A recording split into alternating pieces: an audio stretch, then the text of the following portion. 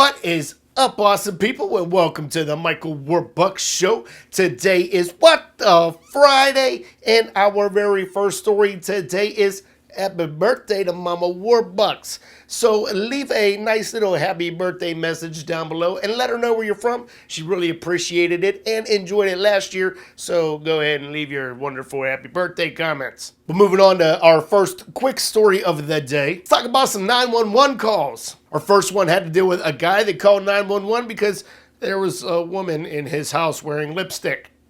That was a waste. And the other 911 call is a guy wanted a policeman to come fix his cell phone. He was drunk. This is the kind of America that we live in. Next up, let's talk about the horrible parents of the week. There was this Chicago couple that left their 9-year-old and 12-year-old alone to fend for themselves as they went away for the weekend to Las Vegas. And the police were tipped off because the son told the teacher that, yeah, we're home all alone while our parents are away. The kids were soon put into the care of their aunt, and when they came back from Las Vegas, these two were charged with child endangerment. I hope you made that post on your Facebook as you did everything else while you were in Vegas, which you're not supposed to do. What happens in Vegas stays in Vegas. You guys are the parents of the week. Next up, let's talk about Taco Bell. Have you ever gone to a Taco Bell and next thing you know, the entire drive-thru line is just packed full? Happens to me every single time. Well, 18-year-old Joshua Fisher was having a rough time in the drive-thru. So his boss told him, hey, why don't you start doing your job and moving these people along? Joshua became mad and threw an all-out rage in this Taco Bell. He told the manager that he wanted to snap his neck. He started throwing the condiment boxes everywhere. He even threw a pizza box at employees.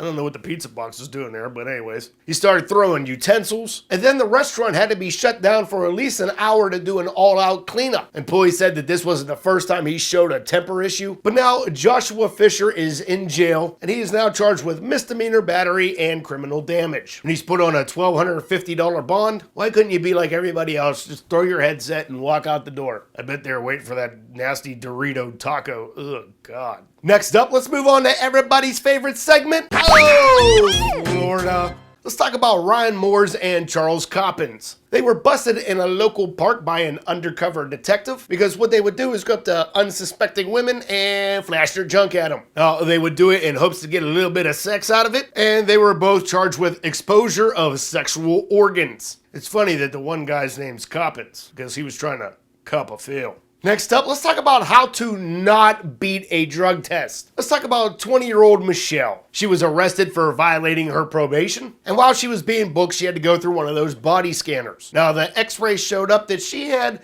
what could have possibly been some sort of pill bottle up in her vagina. But upon further look, it was actually a small vodka bottle. Now, Michelle told police that the vodka bottle had somebody else's urine in it because she needed to pass a drug test. But little did she know the urine that she got actually wasn't clean urine itself. So before you ask somebody to piss for you, you should probably make sure that they weren't doing any kind of drugs beforehand. And since that urine was tainted, that's what led to her arrest. Her probation officer had her arrested because obviously she failed her drug test. First off, how in the hell could you walk around with a small vodka bottle all beside you? I mean, I understand your train of thought.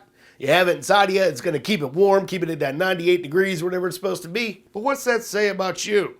Either you're a skank or you do about 1,000 Kegel exercises a day. Yeah, you're pretty gross. Moving along, let's talk about 18-year-old Kimberly. You were probably the DUI champion of the week in Florida. Let me rephrase that. You're probably the DUI champion over 3 weeks in Florida. Poor Kimberly suffered 3 DUIs in 3 weeks. And 2 of her DUIs happened in 2 days. You're a champion. She will be charged with the 3 DUIs. She is set free on a $3,000 bond. And it looks like her first day in court will be on Monday. You need some Alcoholics Anonymous in your life. Hopefully your license gets taken away from you because I don't want you on the road. Now, moving on, let's go to our mugshot of the week, which belongs to DeAndre Barnes. He's being charged with aggravated battery with a deadly weapon because he got into a fight and stabbed another guy. And also, he violated his probation. And he's being held in jail without bail.